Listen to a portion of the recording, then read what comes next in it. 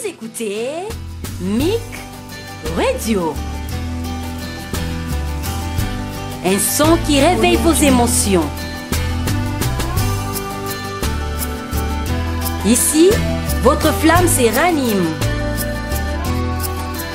Mic Radio, les tam-tams de l'éternel.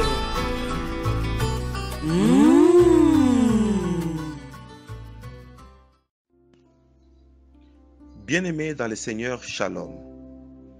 Je vous souhaite tous un excellent début de la semaine lors de notre culte de ce dimanche sur Messianic International Church. Nous allons parler en troisième position sur Abba Père, chapitre 3. Notre premier chapitre était la clé de la prière. Et nous avons parlé de Abba Père, chapitre 2. Et aujourd'hui, c'est Abba Père, chapitre 3.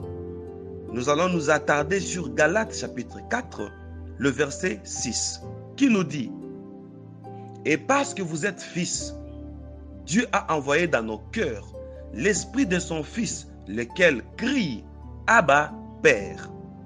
Prions le Seigneur.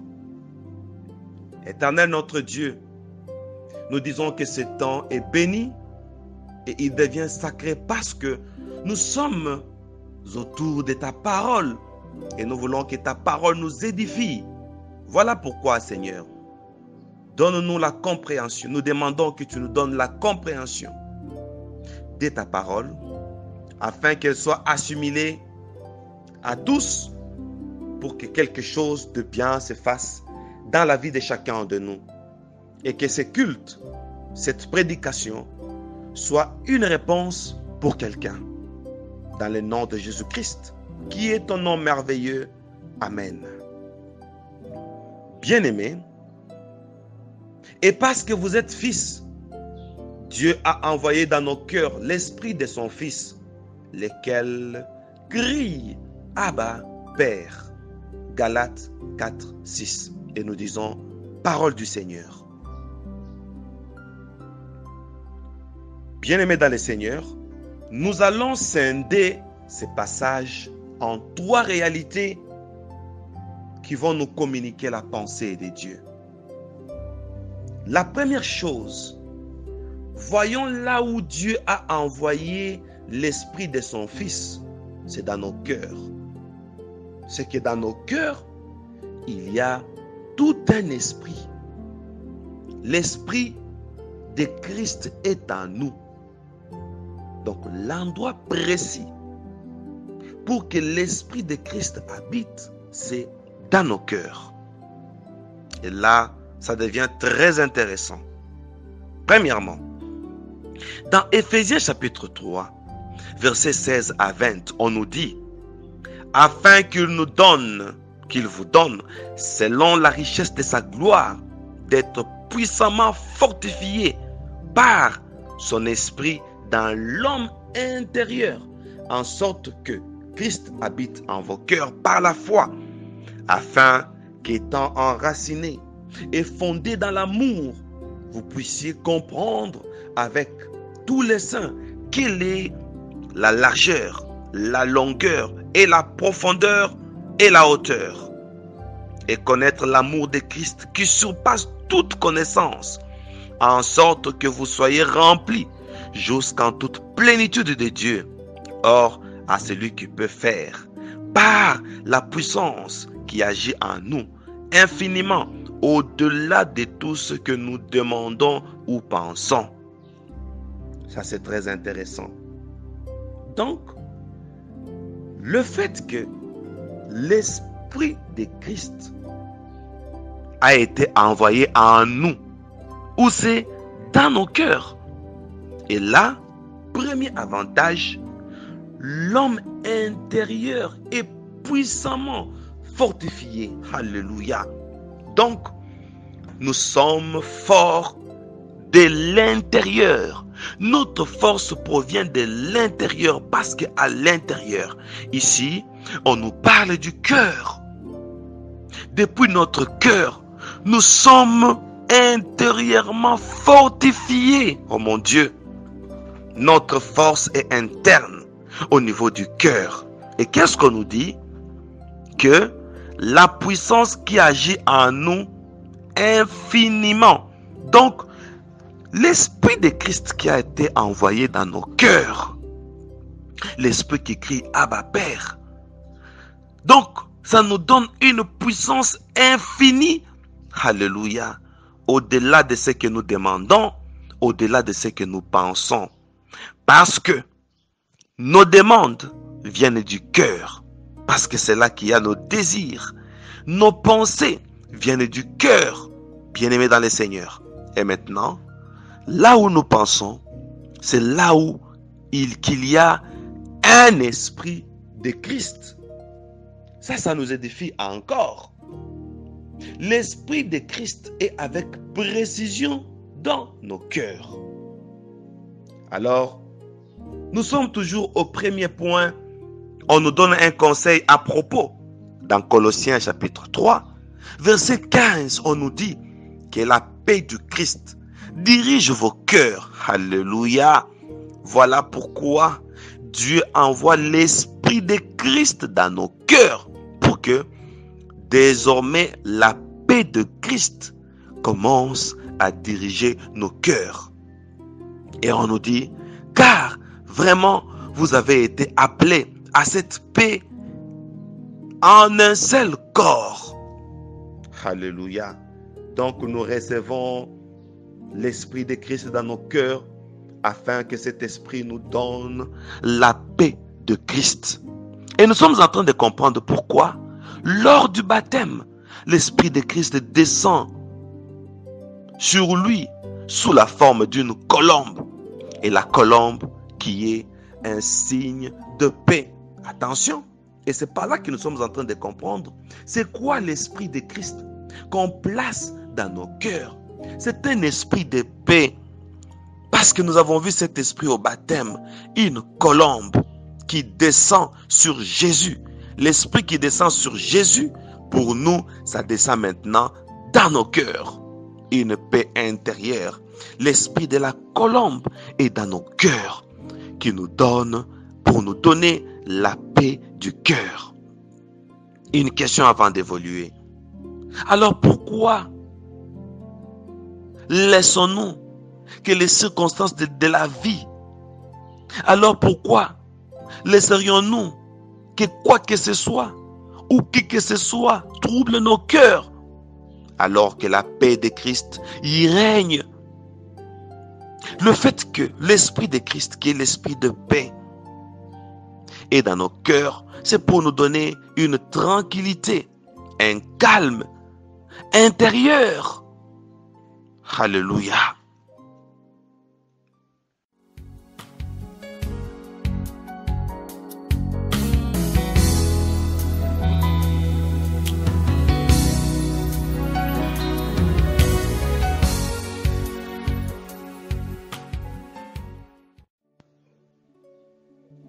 Galates chapitre 4, le verset 6.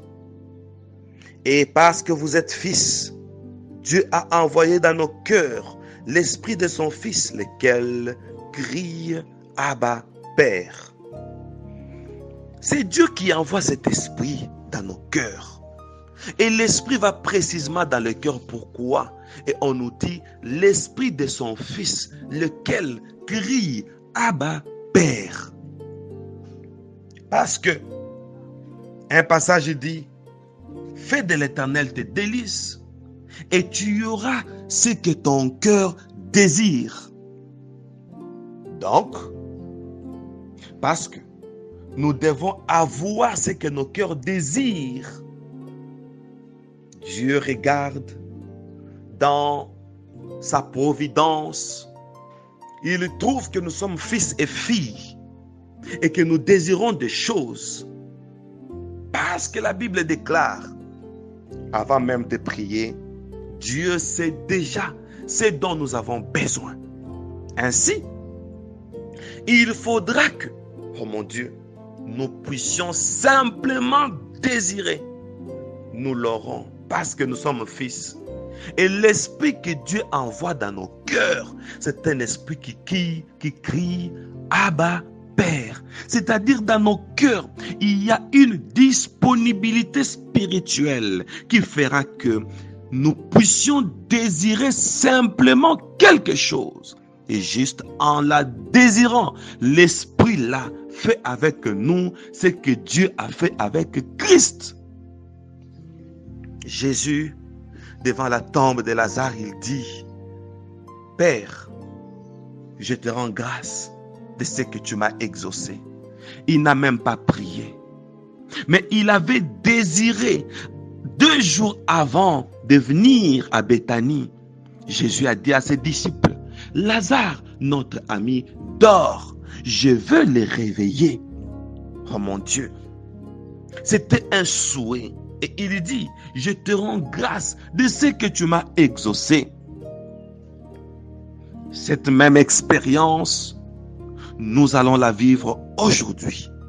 Présentement, je proclame une onction pour quiconque a un désir dans son cœur. Je proclame un miracle pour Toumik Messianic International Church. Aujourd'hui, je suis en train de proclamer tout celui qui a un désir, parce que l'Esprit de Christ qui est en nous, qui crie Abba Père, c'est un esprit d'adoption. Étant fils et filles adoptifs, nous avons le droit et la possibilité de désirer simplement quelque chose. Et la chose nous arrive. Et la chose nous caractérise. Pourquoi? Parce que c'est un esprit qui crie Abba Père.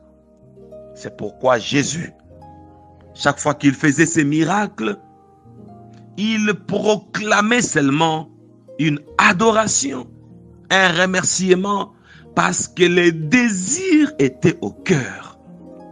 Voilà pourquoi nous donnons raison à ce passage qui dit « Fais de l'Éternel tes délices et tu y auras ce que ton cœur désire. » Bien-aimés dans le Seigneur, comment désirer et avoir ce qu'on désire dans son cœur? Oh mon Dieu, tout ceci parce que Dieu a envoyé l'Esprit de son Fils. Oh mon Dieu, la Bible déclare, Dieu a fait que son Fils soit le premier-né d'entre plusieurs frères. Ce qui veut dire, notre aîné dans cette dispensation, c'est Jésus. Comme Christ a hérité, nous aussi, nous sommes co-héritiers avec Christ. Et d'où se passe le pont de passage, le pont de transfert, pour que nous puissions recevoir ce qu'a reçu Christ. C'est dans nos cœurs. C'est pourquoi la Bible déclare, garde ton cœur plus que toute autre chose. Oh mon Dieu, parce que dans nos cœurs, il y a tout un esprit. L'esprit de Christ, l'esprit d'adoption. Oh mon Dieu, voilà pourquoi je suis en train de rappeler à quelqu'un quelque chose. Ne laisse pas ton cœur être choqué par quoi que ce soit. Les émotions, les soucis, les déceptions, la mélancolie, les stress, ainsi que toute la gamme émotionnelle. Aujourd'hui, nous délogeons ces choses dans nos cœurs parce que dans nos cœurs, il y a l'Esprit de Christ qui crie Abba Père. Nous sommes des adoptifs. Nous sommes des adoptés. Alléluia. Alléluia. Ainsi, si l'esprit d'adoption est dans nos cœurs, l'esprit de Christ que Dieu a envoyé, et il crie Abba Père, je pose la question à ma famille, à mon église, pour dire, église MIC, est-ce que l'esprit de Christ est dans ton cœur? Est-ce que la loi d'adoption siège dans ton cœur? Si oui, sache que dans ton cœur, il y a un bagage. Demandez-moi lequel. Quel est le bagage spirituel qui est dans ton cœur? Il y a un esprit, l'esprit de Christ. Oh, Je rends grâce au Seigneur parce que les Écritures déclarent, c'est de l'abondance du cœur que la bouche parle. Oh mon Dieu. Si c'est de l'abondance du cœur que la bouche parle, c'est que dans ton cœur, dans mon cœur, dans nos cœurs, il y a une abondance. L'Esprit de Christ, dont les cieux de cieux ne peuvent pas le contenir.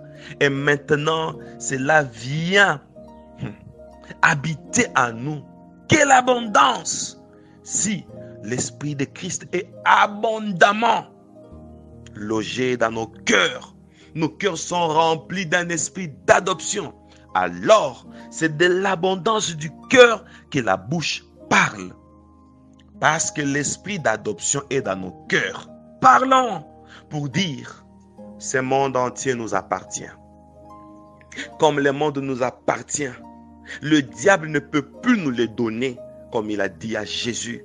Agenouille-toi, adore-moi, je te donnerai toutes ces nations. Non, le diable ne peut rien nous donner parce que nous sommes des adoptifs, fils et filles, adoptifs. Ainsi, étant adoptés par l'Esprit qui était en Christ, et cet Esprit est en nous. Désormais, c'est de l'abondance du cœur que la bouche parle. Commençons à parler. Commençons à proclamer. Commençons à dire, ce monde nous appartient. L'argent et l'or nous appartiennent. Toutes les gloires de ce monde nous appartiennent parce que nous sommes des adoptifs. À partir d'aujourd'hui, changeons de langage. Si réellement l'esprit d'adoption est en nous, que cette abondance du cœur nous pousse à parler.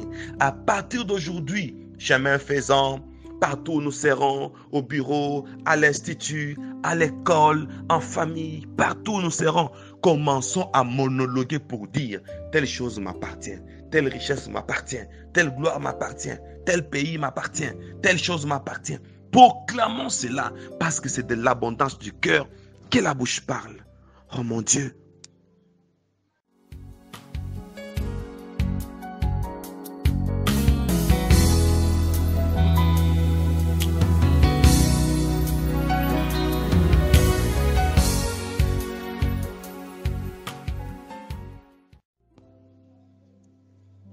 Galates chapitre 4 verset 6.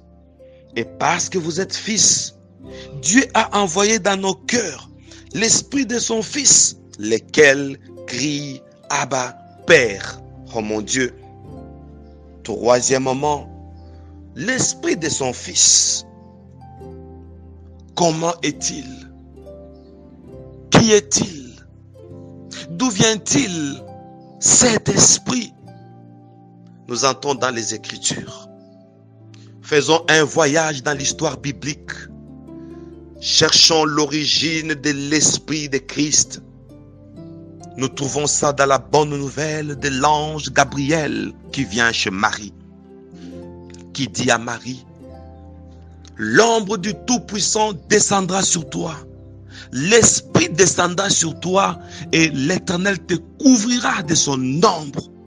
Et l'enfant qui naîtra de toi sera appelé Fils de Dieu. Voilà comment Jésus devient fils. Au nom de l'Esprit qui est descendu. Alléluia.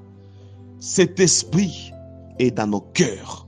Et pourquoi l'Esprit est descendu? Parce que Christ devait naître et Marie était le choix de Dieu afin que par elle, le Sauveur de l'humanité vienne au monde. Et Marie était dans une situation. Elle était vierge. Elle n'avait pas encore connu d'homme. Et la loi de l'humanité interpelle un certain homme et une certaine femme dont l'union biologique va donner un enfant. Ainsi, Jésus va naître. Il se retrouve devant une loi. Et s'il se soumet à cette loi, il entre dans une lignée biologique, dans une loi naturelle. Lui étant esprit, le Saint-Esprit est intervenu pour mettre fin à la loi naturelle, à la loi biologique, afin que Jésus naisse. Voilà l'origine de l'esprit de Jésus. Jésus veut naître chez Marie et nous entendons pour la première fois dans le Nouveau Testament, on nous parle d'un certain esprit. Lui, quand il vient, il change la situation, il change la nature, il s'impose sur les lois naturelles et biologiques afin que la volonté de Dieu s'impose. Et voilà une vierge qui conçoit au nom de la descente d'un esprit. Je pose la question à quelqu'un qui me suit maintenant. Si l'esprit peut descendre sur une personne et la personne conçoit, l'esprit qui descend à l'extérieur et couvre une personne et à l'intérieur, la personne conçoit. La gloire du second temple sera plus grande que celle du premier. Et chez nous, l'esprit ne nous couvre pas simplement comme Marie. L'esprit descend sur nous et entre en nous et va siéger à l'intérieur. Si de l'extérieur Marie peut concevoir, et maintenant de l'intérieur, qu'est-ce que toi et moi pouvons-nous faire? Comprenons la teneur de la présence de l'Esprit de Dieu dans nos cœurs.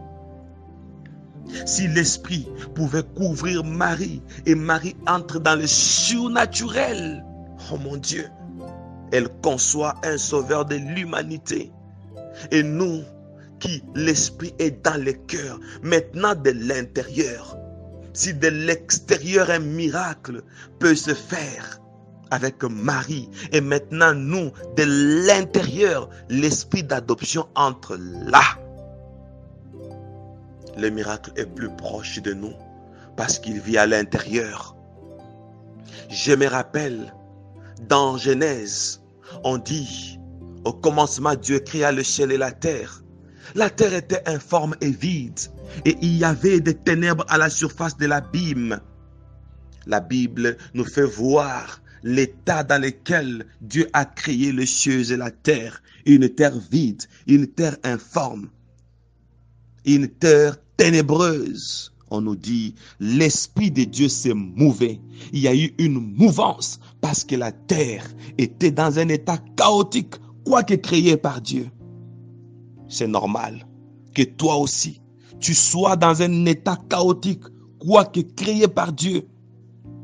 La solution, c'est la descente de l'Esprit au-dessus des abîmes. Les abîmes qui symbolisent les grands gouffres de eaux. Ces eaux n'avaient pas de poissons. Ces eaux n'avaient pas d'énergie. Ces eaux étaient comme une mer morte.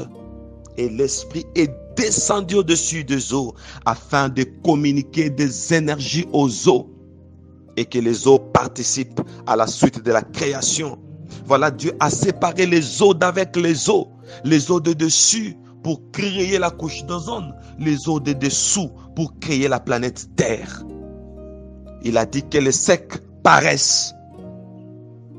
Parce que l'Esprit de Dieu s'est mouvé au-dessus des eaux, cet esprit énergétique a communiqué des vertus énergétiques aux eaux. Et les eaux sont sorties de l'ordinaire.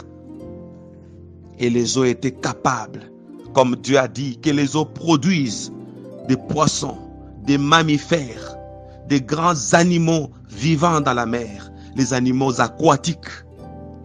Les eaux sont sorties de l'ordinaire. Les eaux ont reçu la capacité de procréer parce que ces eaux étaient énergétisées par une présence permanente et continuelle de l'Esprit de Dieu au-dessus d'elles. Je vais dire à quelqu'un, parce que Dieu a envoyé l'Esprit de son Fils qui crie Abba Père, et cet Esprit est dans nos cœurs. Oh, c'est notre tour.